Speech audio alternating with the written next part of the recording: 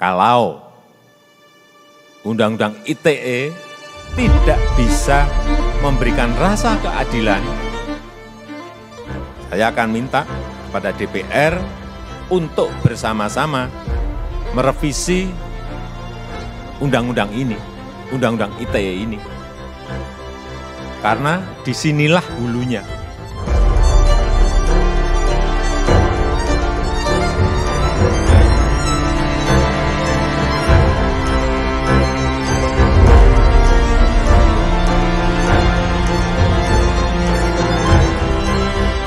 Kedua, diskusi perubahan Undang-Undang ITE. Ya, serial ini menunjukkan betapa seriusnya PWI Pusat dalam partisipasi untuk perubahan Undang-Undang ITE.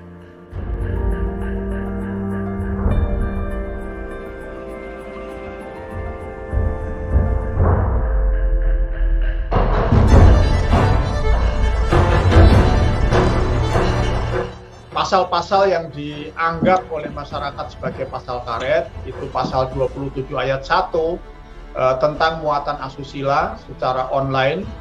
Di sini dianggap bermasalah karena digunakan untuk menghukum korban pelecehan sosial, korban pelecehan seksual.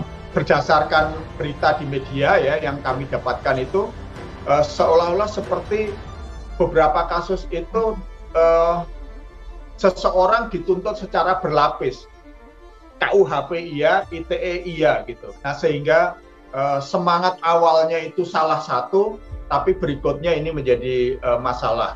Nah dari sisi Komisi 1 DPR, saya sudah berkonsultasi dengan pimpinan dan juga teman-teman menjaring aspirasi dari teman-teman berbagai fraksi. Secara umum Komisi 1 DPR RI ini akan siap membahas lebih lanjut terkait dengan revisi Undang-Undang ITE ini, utamanya pada pasal-pasal yang dianggap multitafsir dan merugikan pada masyarakat pada umumnya.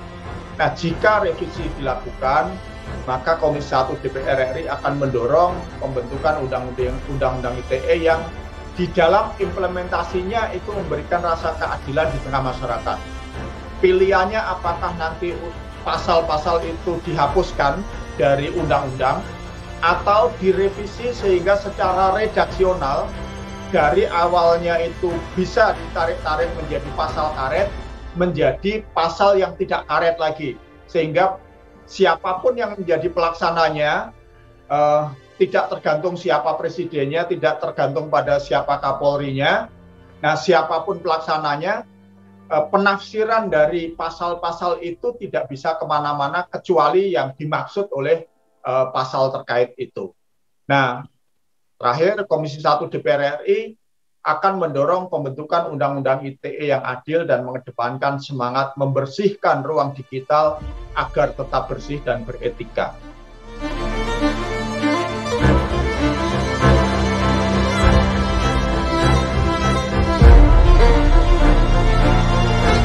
Karena revisi Undang-Undang ITE memang menimbulkan pro kontra di masyarakat ya. Hal ini biasa di era demokrasi, pasti ada pro kontra. Faktanya pasal-pasal yang dianggap karet di dalam Undang-Undang tentang informasi dan transaksi elektronik setidaknya sudah 10 kali digugat ke Mahkamah Konstitusi oleh berbagai elemen masyarakat. Namun, para hakim MK selalu menolak gugatan uji materi atau judicial review terhadap gugatan tersebut.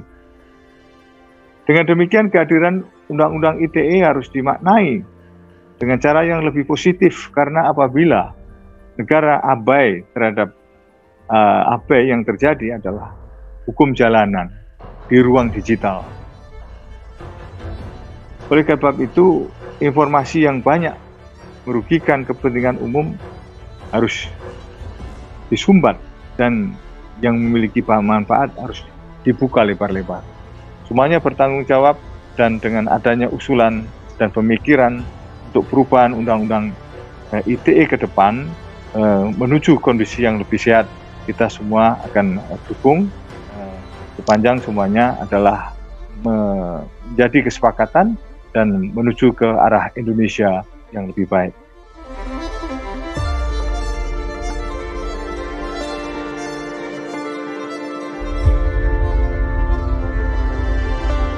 ingin memperpadukan, ini menemukan, ini mengintegrasikan antara cita hukum dengan keadilan. Ini yang ditegaskan oleh Pak Jokowi. Bahwa kalau memang ini tidak ada problem dengan soal keadilan, ya harus kita ada coba di hulunya kita perbaiki. Itu bagus sekali statement itu. Jadi esensinya sudah masuk kepada persoalan keadilan gitu. Nah berikutnya baru oleh Pak Menteri Infocom kepastian hukumnya begitu. Kami pengen ada kepastian hukumnya begitu supaya jelas ukurannya gitu.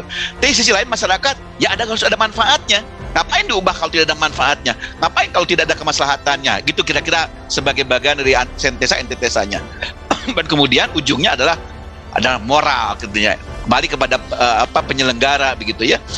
Jadi kalau ada perubahan itu tidak hanya mengubah pasal, tapi ada nilai-nilai yang diusung, nilai-nilai yang dilekatkan pada norma itu. Nah sekarang pasal 27, 28 itu apa nilainya? Nilainya itu sebetulnya ingin menjaga kepentingan negara dan bangsa. Harapan tidak ada konflik, harapan tidak ada perseteruan antar masyarakat. Tapi nilai itu seolah dijawab dengan pidana. Nah ini problem. Ini tantangan harus kita selesaikan gitu ya. Baru ada normatifnya, bagaimana prosedurnya, bagaimana sanksi dan sebagainya. Nah juga kelayakan teknis, karena ini menyangkut IT, menyangkut teknologi. Bagaimana teknik bisa layak untuk menwujudkan masyarakat yang demokratis, masyarakat cerdas, masyarakat yang melek gitu dan sebagainya. Tadi yang disebutkan juga oleh Pak Wawan. Nah oleh karena itu ujungnya dari perubahan ini harus membentuk budaya hukum baru dalam ber-IT. Budaya hukum baru dalam menggunakan teknologi digital dan sebagainya. Kalau tidak membentuk budaya hukum yang baru, ya memang saya tidak akan ada efek gitu ya. Perubahan itu dari undang-undang ITE ini. Mesti ada budaya hukum yang lebih cerdas, lebih partisipatif, lebih progresif, lebih melihat kepentingan bangsa, lebih toleran dan sebagainya. Nah budaya ini yang kita bentuk. Apakah undang-undang mampu nggak menjadi sarana untuk membangun budaya hukum yang baru begitu ya? Kalau tidak ya kita juga merasa skeptis ya. Benar nggak perubahan ini akan memudahkan budaya hukum yang baru dan sebagainya? Ini apa perlu dipahami lebih jauh. Perubahan tantangan dalam mengubah undang-undang ITE. Ini penting kita cermati tantangannya gitu ya, atau hambatannya kemungkinan, atau peluang kita untuk bisa menyelesaikan undang ITE dengan sangat baik karena tantangannya sudah terselesaikan. Banyak pembangunan yang tidak dilibatkan masyarakat. Karena masyarakat sudah cukup melibatkan pakar akademisi. Seolah akademisi menjadi seolah juru bicara atau mewakili publik gitu. Padahal belum tentu lah. Ada pakar juga banyak yang baju tak kental bela yang bayar dan sebagainya lah gitu. Yang kira-kira dia sedikit keluh begitu kalau bicara tentang kebenaran sebagainya gitu ya, karena sesuatu yang membayar. Perlu adanya membangun kesadaran kritis masyarakat berpartisipasi gitu ya. Perlu ada kesadaran kritisnya memang yang dibangun. Undang ITE sebetulnya membangun kesadaran kritis sebetulnya. Permasalahan yang berkaitan dengan kemampuan masyarakat untuk mengetahui kebutuhan yang pokok mereka. Jadi kebutuhan yang dilihat, bukan hanya sekedar keinginan gitu ya, bukan hanya sekedar pencitraan begitu, tapi betul kebutuhan masyarakat. Masyarakat benar-benar tahu apa pemerintah negara itu ya, tahu apa yang dibutuhkan masyarakat. Rumusan norma dibutuhkan, diperlukan. Undang-undang ITE dibutuhkan gitu ya. Nah, namun sayang masih ada potensi untuk disalahgunakan, ada potensi untuk bisa sewenang-wenang begitu ya. Mengapa demikian? Karena menggunakan rumusan norma yang terbuka, rumusan norma yang multitafsir, rumusan norma yang konotatif begitu ya. Sehingga terjadilah apa yang disebut dengan tafsir tunggal yang bisa sewenang-wenang atau digunakan. Karena itu norma harus benar dirumuskan dengan jelas, nyata, tidak samar dan tidak menimbulkan banyak tafsiran. Nah, undang-undang ini juga aneh. Di awal-awal undang-undang bertujuan bagus, tapi rumusannya tidak sebanding dengan tujuan hukumnya begitu. Nah, makanya ada pendapat termasuk dari PWI bahwa ternyata undang-undang yang cenderung ke ekonomi sebetulnya kok digeser kepada penghukuman orang mulai kaidah-kaidah pidana begitu. Makanya ini menjadi tidak seimbang, sebanding, tidak adekuat gitu antara tujuan hukumnya dengan norma yang dirumuskan dalam isinya begitu. Seharusnya melalui perubahan undang-undang ITE akan menghadirkan kedamaian, kenyamanan, hidup yang sehat, hidup yang produktif gitu ya. Nah, kedamaian yang sejati akan terwujud manakala setiap warga masyarakat dapat merasakan ketentraman lahir batin, tidak takut, tidak terancam dan sebagainya. Sedangkan ketentraman akan diperoleh manakala setiap anggota masyarakat merasa yakin bahwa kelangsungan hidup kewargaan dan pelaksanaan hak warga tidak boleh hanya bergantung pada kekuatan semata, kekuasaan uang, kekuatan politik atau pengaruh-pengaruh wibawa orang-orang tertentu. Dengan demikian, sepanjang tidak melanggar hak dan merugikan orang lain, warga masyarakat tidak boleh khawatir, tidak boleh ada sedikit ketekanan, kegalauan Untuk apa? Untuk dapat secara bebas menjalankan apa yang diyakini sebagai sebuah kebenaran. Dirikan bebaskan. Sebaca sepanjang dia yakin bahwa ini adalah sebuah kebenaran. Dapat secara bebas pula mengembangkan bakat dan kesenangannya. Dan juga dapat merasakan diperlukannya secara wajar.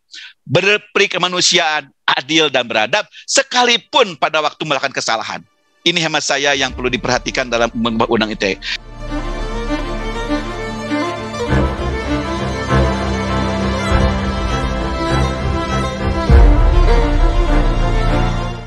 Saya punya data ya, berdasarkan laporan polisi yang ada di Bareskrim Polri ya, yang dimiliki oleh Polri yang berhubungan dengan Undang-Undang ITE. Karena apabila kita lihat ini senantiasa dari tahun ke tahun itu cenderung meningkat. Pada tahun 2018 itu ada laporan polisi 4.360. Kemudian pada tahun 2019 meningkat menjadi 4.586. Kemudian pada tahun 2020 meningkat lagi menjadi 4.790. Ini kecenderungannya laporan polisi yang berhubungan dengan Undang-Undang ITE itu meningkat. Dan tentunya sekali lagi, laporan polisi ini tidak semua kejadian yang menyangkut Undang-Undang ITE itu dilaporkan sampai menjadi satu bentuk laporan polisi. Membuat gaduh ya di dunia maya kita. Dari laporan polisi yang ada, yang pertama masalah pencemaran nama baik. Ini pun cenderung meningkat dari tahun ke tahun. 2018 itu terjadi atau ada 1.258 laporan polisi. Kemudian 2019 meningkat menjadi 1.333 dan pada tahun 2020 kemarin itu meningkat lagi menjadi 1.794 laporan polisi yang mencangkut pencemaran nama baik. Kemudian juga mengenai ujaran kebencian. Pada tahun 2018 ada 238, 2019 ada 247 dan 2020 ada 203. Setiap tahun bicara ujaran kebencian yang menjadi satu laporan polisi cenderung di atas 200 angkanya. Kemudian masalah berita bohong juga cenderung meningkat ya. 2018 itu 60, kemudian 2019 97 dan 2020 menjadi 197 laporan polisi yang menyangkut dengan berita bohong atau hoax. Ini yang sering di tanah air, di dunia maya kita menjadi gaduh. Dan tentunya tidak hanya gaduh di dunia maya, akhirnya membawa dalam kehidupan nyata masyarakat, itu pun menjadi gaduh juga. Tentunya ini perlu kita cermati bersama. Kita tidak ingin kegaduhan-kegaduhan terus berlanjut. Kita tetap bisa bagaimana dunia maya di Indonesia bisa sehat, bisa bersih, dan juga bagaimana bisa menjadi dunia maya yang produktif. Oleh karena itu, polisi tentunya melakukan langkah-langkah disesuaikan dengan harapan masyarakat.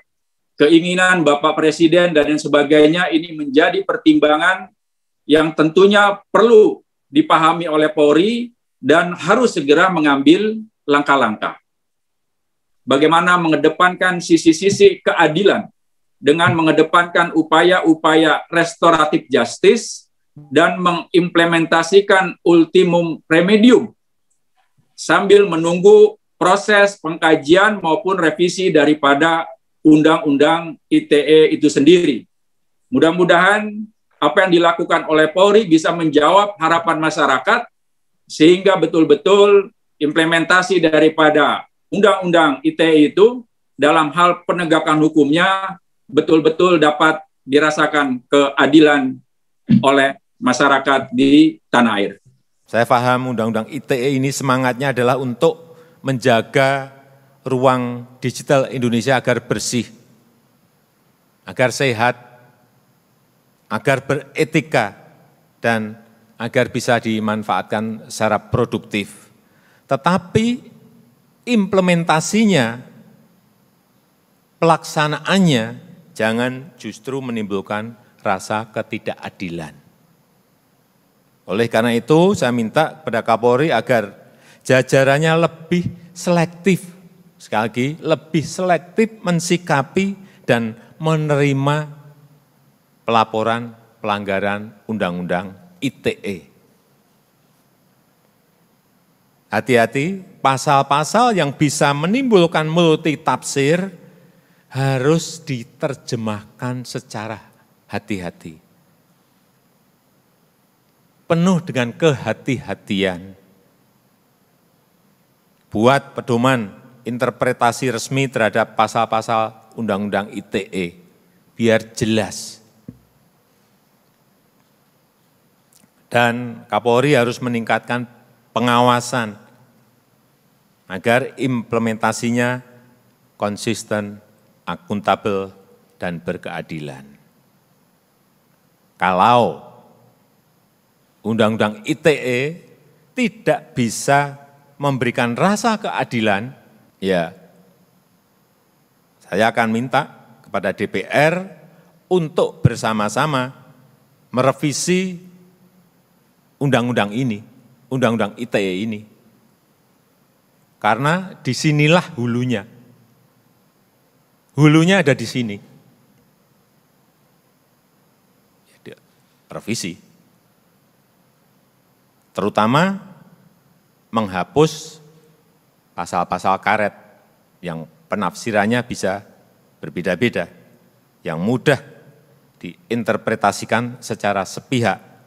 Tentu saja kita tetap harus menjaga ruang digital Indonesia, sekali lagi, agar bersih, agar sehat, agar beretika, agar penuh dengan sopan santun, agar penuh dengan tata krama dan juga produktif. Terima kasih pemirsa Kaili TV yang telah menonton berita-berita seputar Indonesia. Jangan lupa like, subscribe, dan aktifkan notifikasinya.